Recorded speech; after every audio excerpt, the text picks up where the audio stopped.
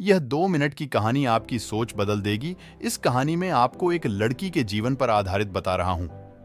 आप भी अपने जीवन में कुछ हासिल करना चाहते हो तो बिना समय गवाए कहानी शुरू करते हैं। एक बार की बात है, एक गरीब औरत थी जिसका नाम आयशा था।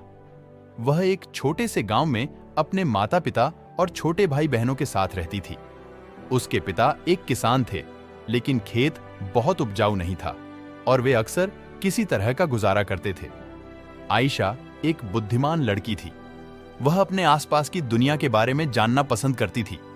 वह एक वैज्ञानिक बनने का सपना देखती थी, लेकिन वह जानती थी कि अपने परिवार की वित्तीय स्थिति के कारण उसे अपना लक्ष्य हासिल करना मुश्किल होगा। एक दिन आयशा के पिता बीमार पड़ गए। वह काम करने में असमर्थ थे और परिवार की आय और भी कम हो गई। आयशा को अपने परिवार की मदद करने के लिए स्कूल छोड़ना पड़ा। आयशा ने अपने परिवार का समर्थन करने के लिए कड़ी मेहनत की। उसने घरों की सफाई और खेतों में काम करने जैसे अजीब-अजीब काम किए। उसने स्थानीय बाजार में सब्जियां बेचना भी शुरू किया। अपनी व्यस्त दिनचर्या के बावजूद आयशा ने वैज्ञानिक बनने के अपने सपने को कभी नहीं छोड़ा। वह देर रात तक पढ़ाई करती थी और स्थानीय पुस्तकालय से किताबें उधार लेती थीं। उसने घर पर भी अपने स्वयं के प्रयोग करना शुरू कर दिया।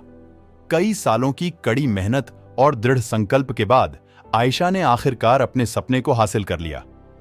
वह विश्वविद्यालय में दाखिला लिया और वैज्ञानिक बन गई। उन्होंने विज्ञान के क्षेत्र में महत्वपूर्ण योगदान दिया। आशा करता हूं यह कहानी आप सभी के लिए एक प्रेरणा है। यह दिखाता है कि अगर हम अपने दिमाग में रखते हैं और अपने सपनों को कभी नहीं छोड़ते हैं तो कुछ भी संभव है। यह भी दिखाता है कि हमारे जुनून का पालन करना महत्वपूर्ण है, भले ही यह मुश्किल हो।